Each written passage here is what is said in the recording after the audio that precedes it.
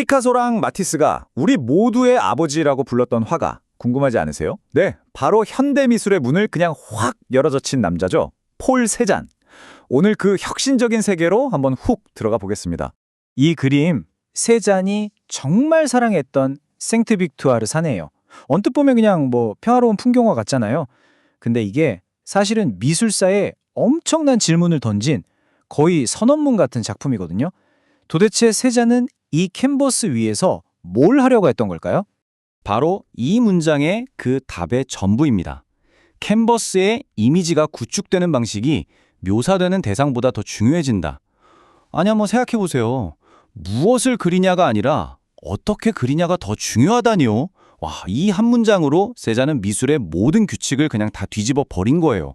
자, 그럼 세잔이 어떻게 모든 걸 바꿨는지 그 혁명의 중심으로 한번 들어가 보시죠. 수백 년 동안 화가들은요, 세상을 있는 그대로 예쁘게 담아내는 게 목표였어요. 근데 세잔이 나타나서 그 모든 약속을 그냥 깨부순 겁니다.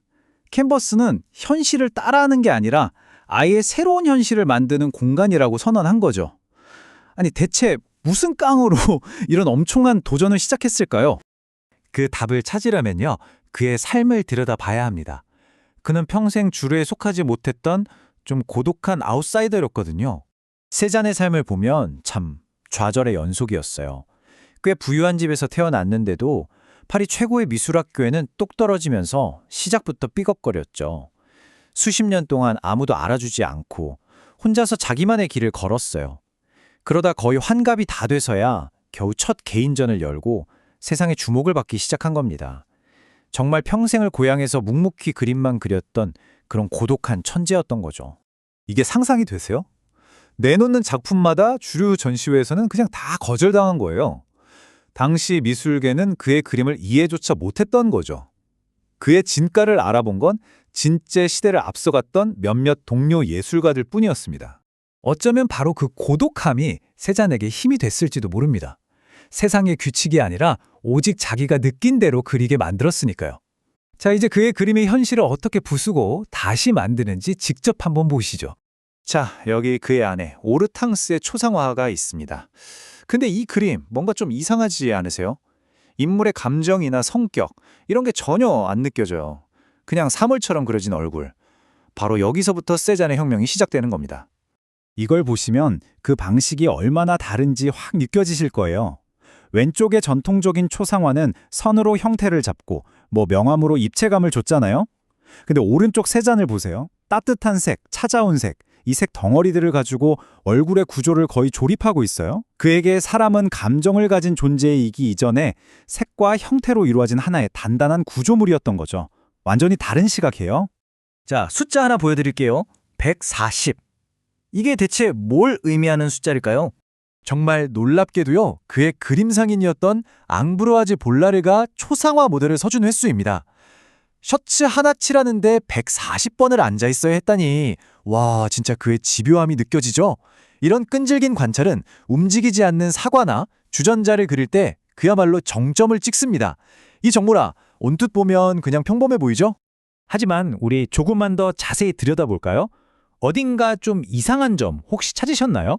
우리가 학교에서 배운 그 원근법, 여기서도 제대로 통하고 있을까요? 정답은 아니옵니다. 테이블 양쪽 끝의 시점이 완전 다르고요. 저 식탁보는 무슨 풀 먹인 것처럼 뻣뻣하게 서서 중력을 무시하고 있죠. 접시는 또 어때요? 금방이라도 미끄러질 것처럼 위태위태하고 과일들은 당장이라도 우리 앞으로 쏟아져 내릴 것 같아요. 이게 실수가 아니에요, 여러분. 세잔은 눈에 보이는 현실이 아니라 이 평평한 캔버스 위에서 가장 안정적이고 단단한 그림만의 현실을 새로 만들고 있었던 겁니다. 심지어 그는 그림을 굳이 완성시키지도 않아요. 이 논피니토라는 기법인데요. 일부러 캔버스의 일부를 텅 비워두는 거예요. 그럼 우리가 머릿속으로 나머지 부분을 상상하면서 그림을 완성하게 되죠. 동료 화가였던 르누아르가 세잔은 붓질 2번만 해도 그림이 끝내준다고 감탄했던 이유가 바로 이거예요. 최소한의 터치로 본질을 꿰뚫는 힘, 대단하죠. 이런 그의 특징은 사람을 그릴 때도 똑같이 나타납니다. 그의 가장 유명한 작품 중 하나죠. 카드놀이 하는 사람들. 그림 모델은 그의 집에서 일하던 평범한 농장 인부들이었다고 해요. 자, 이 사람들 좀 보세요. 해부학적으로 보면 좀 이상하죠. 상체는 너무 길고 머리는 작고요. 저 단단한 다리는 꼭 돌기둥 같아요. 왜 이렇게 그렸을까요? 세잔한테 중요했던 건 실제 사람의 모습이 아니었던 거예요. 두 인물과 테이블이 만들어내는 저 견고하고 안정적인 삼각형의 구조, 바로 그 자체였던 거죠. 평생에 걸쳐 형태와 구조를 파고들었던 세잔의 집념은요, 그의 말년에 딱 하나의 대상에 집중됩니다. 유화에 담긴 그의 끝없는 집착이죠. 87. 자, 이번엔 이 숫자입니다.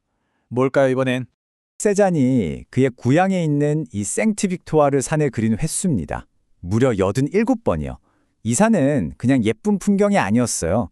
그의 예술적 탐구 전체를 압축해놓은 정말 위대한 주제였던 겁니다. 그가 남긴 이 말이 모든 걸 설명해 줍니다.